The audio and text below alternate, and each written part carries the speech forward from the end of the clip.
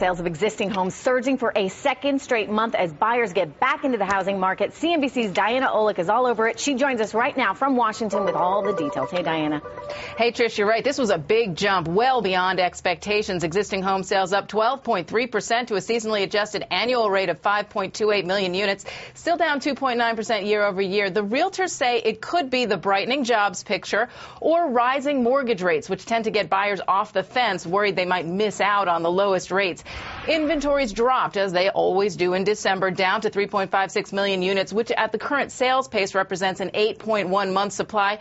Prices down 1% year over year. Prices are still under pressure from distressed sales, which rose to 36% of all December sales. Also, qualifying for a mortgage is still difficult, and rates may rise as Fannie Mae increases fees to lenders. This also as the Obama administration is about to release its plan for reforming the GSEs.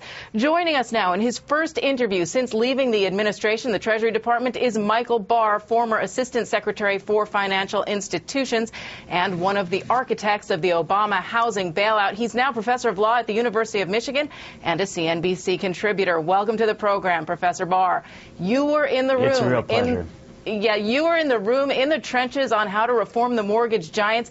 Tell us where the administration is going, keeping Fannie and Freddie or eliminating them, and will there be a government guarantee in the future mortgage market?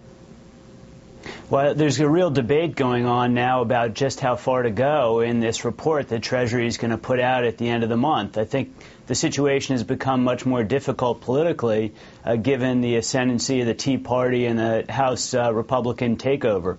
So I think it's a close question which way the administration is going to go. My hunch is that you're going to see a lot more emphasis on what needs to happen in the transition period and a much longer time fuse on actually reforming the institutions in the Congress.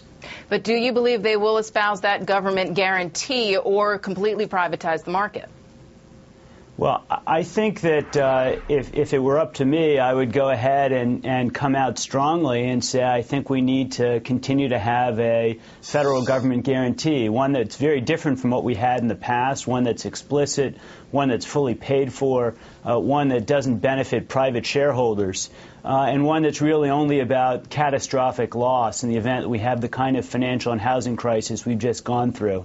I'm not sure whether Treasury will come out with that. I think there's going to be a lot of pressure on them to keep their options open and to present that as maybe one option among many as they work with the Republican House and the Democratic Senate to try and get reform done. And again, really focus on the steps that we can all take together to keep Fannie and Freddie on the track of reform while the Congress deliberates this difficult problem.